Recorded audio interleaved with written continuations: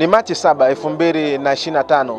Tuko nyumbani kwa marehemu Mhoja Madu ambaye alikuwa mwanafunzi wa kidato cha pili katika shule ya sekondari Mwasamba. Mwanafunzi huyu alifariki Februari 26, 2025, ambapo inadaiwa kuwa kifo chake kilisababishwa na adhabu ambayo alipewa na mwalimu ya viboko 10 katika shule ya sekondari Mwasamba. Hii ni baada ya kushindwa kufanya kazi ya kikundi Februari 25, na Februari 26 ndipo mwalimu huyo aliweza kuwapatia adhabu wanafunzi takriban 30 akiwemo marehemu Mhoja Madu.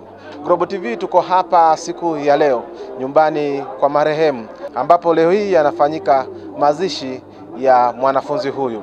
Tunakutana na mmoja wa familia. Huyu ni baba mkubwa wa marehemu ambaye anatueleza ratiba nzima ya leo ya mazishi ya marehemu siku ya leo. Karibu mzee. Tuambia jina lako na utueleze ratiba nzima ya siku ya leo imekahaje katika zoezi zima la mazishi ya marehemu Mhoja Madu. Asante mwandishi wa habari. Tunaomba jina lako. Mimi naitwa Makoe Madu Mhuli, baba mkubwa wa marehemu, ambaye tuko sasa kwenye ratiba nzima ya mazishi. Leo saa 12 gari la halmashauri limefika kwa ajili ya kufuata mwili Bugando, na sasa gari liko Bugando, limeshaanza safari ya kurudi. Baada ya mwili kufika, tunategemea mwili ufike saa 6 kuelekea saa 7. Basi tutapata chakula. Baadaye kufikia saa 8 ratiba nzima ya mazishi tutaanza. Kuna ratiba yote ya uwepo wa viongozi wote wa serikali? Ndiyo, tunategemea tupate viongozi wa serikali, ofisi ya serikali ya kijiji, afisa mtendaji wa kata, uongozi mzima wa wilaya kupitia ofisi ya mkuu wa wilaya, viongozi wa shule ya sekondari Mwasamba. Tueleze labda ni kwa nini mlikuwa mmechelewa kufanya mazishi ya kijana wenu?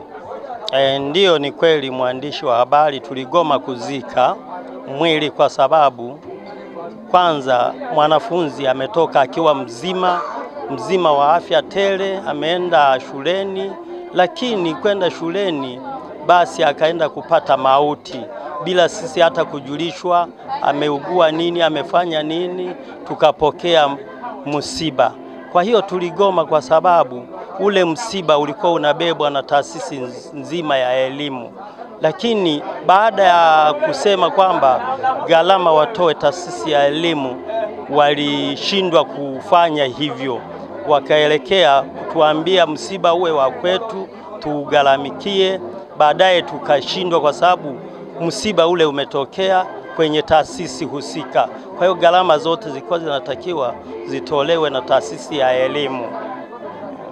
Na mlifika makubaliano labda iweje na mpaka leo mnafika hatua ya kuweza kufanya mazishi?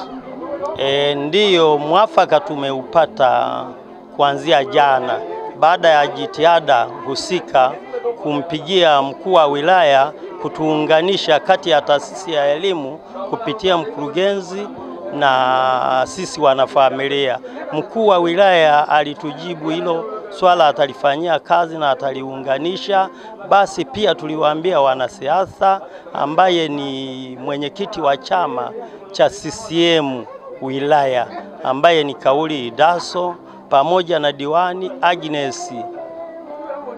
Agnes Dwas Mayuma, basi pamoja na mbunge.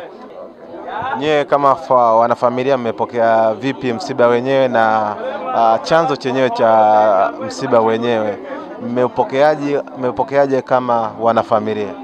Sisi wanafamilia msiba tumepokea kwa majonzi makubwa, kwa sababu ilikuwa sio tegemeo kwamba mtoto ameenda shuleni baadaye upokee mauti. Mtoto hakuugua. Tumepokea kwa majonzi makubwa. Na nini mnakiomba la sasa kwa mamlaka husika au serikali? Serikali kupitia mama yetu Samia Suluhu, tunamuomba mama kwanza atume tume ya uchunguzi katika shule za sekondari kutoa unyanyapaa huu. Tunashukuru. Mtazamaji wa Global TV Online, hiyo ndiyo ratiba kamili ya mazishi ya mwanafunzi huyu Mhoja Madu, ambapo itafanyikia hapa katika kijiji cha Rutubiga. Global TV tumepiga kambi hapa kukuletea kila tukio ambalo litaweza kutokea katika mazishi haya. Endelea kutufuatilia kupitia akaunti zetu Instagram, lakini kubwa zaidi kupitia YouTube channel yetu ya Global TV Online, ambapo tutakuletea tukio zima la mazishi ya mwanafunzi huyu. Kutoka hapa katika kijiji cha Rutubiga, naitwa Derek Milton wa Global TV. Ili kuwa mwanafamilia bora wa Global TV, usisahau kusubscribe, like, kushare na kucomment. Baada ya kusubscribe, bonyeza alama ya kengele ili kupata taarifa kwa kila video inayopanda Global TV Online.